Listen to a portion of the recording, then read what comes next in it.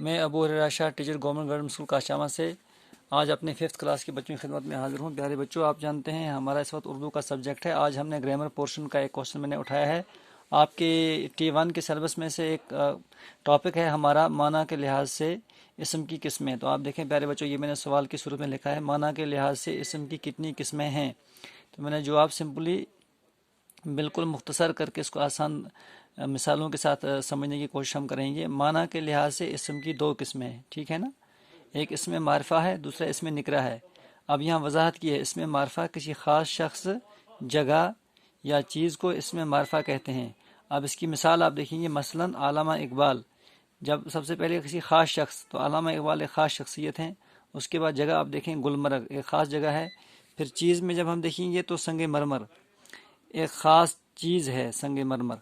تو اس طرح سے اسم معرفہ یعنی اس کو اسم خاص بھی کہتے ہیں، کسی خاص شخص کا نام، کسی خاص جگہ کا نام یا کسی خاص چیز کا نام، اس کو اسم معرفہ کہتے ہیں۔ اس کے بعد اسم نکرہ ہے۔ اسم نکرہ اس کو اسم عام بھی کہتے ہیں، دوسرا نام اس کا اسم عام بھی ہے۔ اسم نکرہ کسی عام شخص، جگہ یا چیز کو اسم نکرہ کہتے ہیں، ٹھیک ہے۔ اب اس کی مثال آپ دیکھیں، ہم نے ندیم، تو ندیم بہت سارے ہیں، تو یہ عام شخص کا نام۔ جنگل، بہت سارے جنگل ہیں، حالانکہ گلمرگ بھی جنگل ہے لیکن وہ خاص جگہ ہے، مشہور جگہ ہے، اس لیے وہ اس میں معرفہ میں آئے گا۔ تو جنگل یہ عام جگہ کا نام ہے۔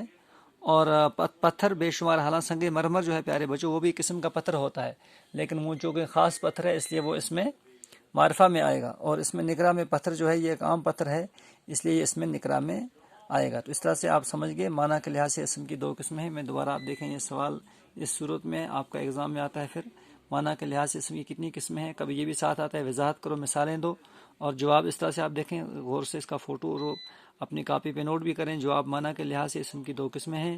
اس میں نمبر 1 اسم معرفہ کسی خاص شخص، جگہ یا چیز کو اسم معرفہ کہتے ہیں، مثلا علامہ اقبال، گلمرگ، سنگ مرمر۔ اسم نکرہ کسی عام شخص، چیز یا جگہ کو اسم نکرہ کہتے ہیں، مثلا ندیم، جنگل وغیرہ، ٹھیک ہے پیارے بچوں، اس کو آپ نوٹ کریں گے۔ اگلی کلاس میں انشاءاللہ اگلا ٹاپک ہم ڈسکس کریں گے۔